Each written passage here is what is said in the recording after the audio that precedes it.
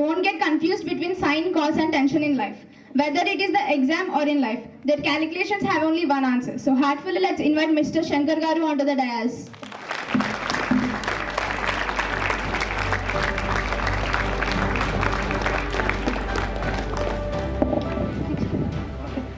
The magicians, who mix formulas, reactions and something even students' heads. They are the reason our students bond strongly, just like a good covalent bond. Mr. Vishnuvardhan sir, please come onto the dais.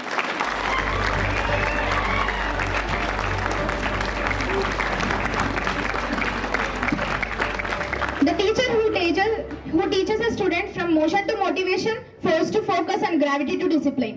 I invite Mr. Gopi Garu and Sadhul Garu onto the dais.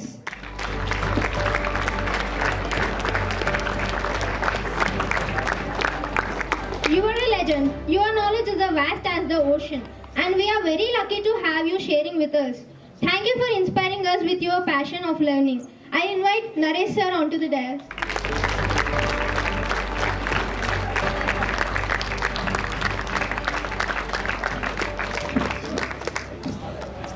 The person who converts good morning sir into sir, I'm confident and I'm ready for my interview. They don't just teach English, they teach confidence. I invite Mr. Lakshman Garu onto the dais.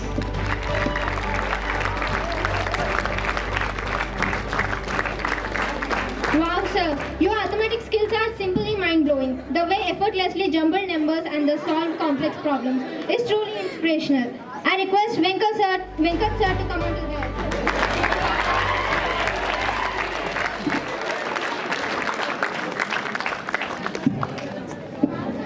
Now I request Ramaya sir to give a valuable message. So first of all, ప్రతి ఒక్కరికి కూడా happy republic day. Thank you. రేపటి రోజున మన దేశాన్ని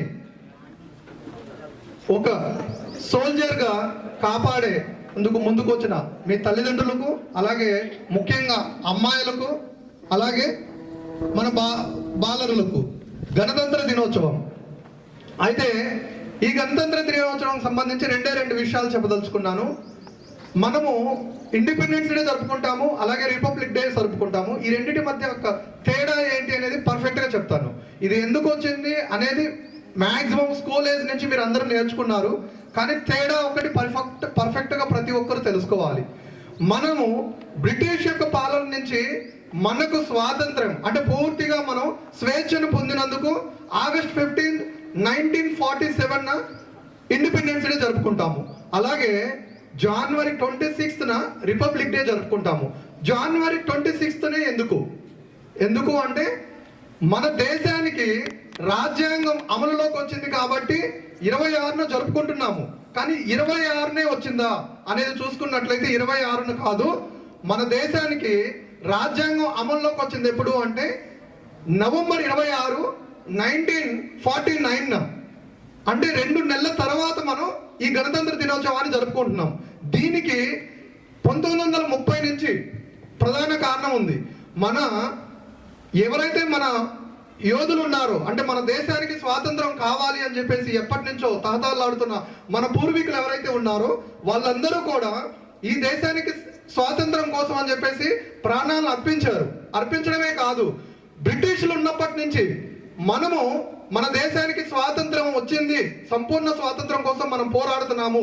ఈ పోరాడే వేడుకల్ని ఇప్పటి నుంచే జరుపుకోవాలి, వాళ్ళు ఇచ్చేది ఏంటి ఇప్పటి నుంచే జరుపుకోవాలి అని చెప్పేసి 1929 డిసెంబర్న వాళ్ళందరూ ఒక చోట గుమిగూడి ఇప్పుడు మనం ఈ రోజు నుంచి అంటే పలానా రోజు అనుకొని ఆ రోజు నుంచి మన జాతీయ జెండాని ఎగరవేసి మనము సంపూర్ణ స్వరాజ్యం కోసం పోరాడుతున్నాం. కాబట్టి ఈ రోజు నుంచి సంపూర్ణ స్వరాజ్యం వచ్చింది అని చెప్పేసి అందరికీ తెలిసే విధంగా దేశవ్యాప్తంగా ఈ 2 నెలల్లో తెలియచేసి జనవరి 26న మనము రిపబ్లిక్ డే ఇండిపెండెన్స్ డే జరుపుకుందాము అని చెప్పేసి స్వాతంత్రం వచ్చినట్లుగానే మన వాళ్ళందరూ 1930 జనవరి 26 నుంచి ఫస్ట్ టైం ఇండిపెండెన్స్ డే జరుపుకోవడం ఆనవాయితీగా వచ్చింది. అయితే బ్రిటిష్లు ఎప్పుడైతే బ్రిటిష్ని మన దేశాల నుంచి మనం తరిమి కొట్టామో ఆ రోజు నుంచి అఫీషియల్ గా ఇండిపెండెన్స్ డే వచ్చినట్లుగా ఆగస్ట్ 15 నుంచి జరుపుకుంటున్నాం కాబట్టి సో జనవరి 26 అనేది పూర్తిగా ఆపేయడం జరిగింది. సో ఆగస్ట్ 15th అనేది అఫీషియల్ డేట్ వచ్చింది, బ్రిటిష్లు వెళ్ళిపోయారు, సంపూర్ణ స్వాతంత్రం మనకి అర్ధరాత్రి వచ్చింది కాబట్టి ఆగస్ట్ 14th నైట్కి. సో ఆగస్ట్ 15th నుంచి ఇండిపెండెన్స్ డే అఫీషియల్గా జరుపుకుంటాం, దానికంటూ డేట్ ఫిక్స్ అయిపోయింది. మరి రిపబ్లిక్ డే అనేది మళ్ళీ జరుపుకోవాలి అనే దానికి సంబంధించి రాజ్యాంగం, మన దేశానికి ఒక హక్కులు కావాలి, దానికి సంబంధించిన చట్టం అనేది రూపొందించాలి అని ఒక నిర్విరామ కృషితో 2.5 సంవత్సరం పాటు పోరాడి డాక్టర్ బిఆర్ అంబేద్కర్ ఆధ్వర్యంలో ఒక రాజ్యాంగాన్ని రచించి దానిని నవంబర్ 26, 1949న మన దేశానికి అమలు చేశారు. కానీ ఒక మంచి రోజు కావాలి, ఈ రిపబ్లిక్ డేని గుర్తుపెట్టుకోవడం కోసం ఒక మంచి రోజు కావాలి అనే ఉద్దేశించి జనవరి 26 ఏదైతే మనం ఇండిపెండెన్స్ డేని జరుపుకుంటున్నామో ఆ రోజును మళ్ళీ గుర్తించడం జరిగింది. ఆ రోజు నుంచి అఫీషియల్గా మనం రిపబ్లిక్ డేని జనవరి 26 నుంచి జరుపుకుంటున్నాము. నెక్స్ట్ ఇండిపెండెన్స్ డేకి జనవరి 26కి 2 వ్యత్యాసాలు ఉన్నాయి. ఏది? ఫ్లాగ్ హోస్టింగ్ విషయంలో. సో ఇండిపెండెన్స్ డే రోజున ఫ్లాగ్ని కింద నుంచి పైకి ఎగరవేయడం జరుగుతుంది. అలాగే రిపబ్లిక్ డేకి సంబంధించి చూసుకున్నట్లయితే ఆల్రెడీ ఫ్లాగ్ పైన ఉంటుంది, దాన్ని ఓన్లీ మనం ఆవిష్కరిస్తాం. ఎగరవేయడం వేరు, ఫ్లాగ్ని ఆవిష్కరించడం వేరు. ఇది ప్రతి ఒక్క సోల్జర్గా, ప్రతి ఒక్క డిఫెన్స్ స్టూడెంట్గా ప్రతి ఒక్కరికి తెలియాలి. అలాగే మన దేశంలో ఇండిపెండెన్స్ డే చూసుకున్నట్లయితే దేశ ప్రధాని ఎవరైతే ఉన్నారో ఎర్రకోటలో ఢిల్లీలో జాతిని ఉద్దేశించి ప్రసంగం చేస్తారు అదే రోజున.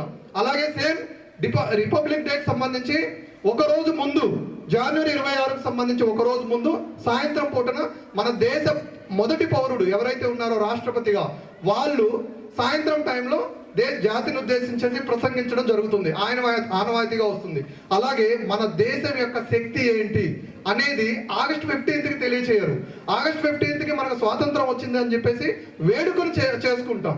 కానీ రిపబ్లిక్ డే రోజున ఇండియన్ ఎయిర్ ఫోర్స్ కు సంబంధించిన శక్తి ఏంటి, అలాగే ఇండియన్ ఆర్మీకి సంబంధించి, ఇండియన్ నేవీకి సంబంధించిన ఎలాంటి ఆయుధాలు మన దగ్గర ఉన్నాయి అనేది, అలాగే మన దేశం యొక్క సంస్కృతి ఏంటి అనేది ప్రతి ఒక్కటి కూడా ఈ రిపబ్లిక్ డే రోజున ఎర్రకోట సాక్షిగా అక్కడ ప్రతి ఒక్కరికి కూడా దేశం యొక్క పవర్ ఏంటి అనేది అఫీషియల్ గా ఈ త్రివిధ దళాల యొక్క పూర్తి శక్తిని మనకి అక్కడ ప్రజెంట్ చేయడం జరుగుతుంది.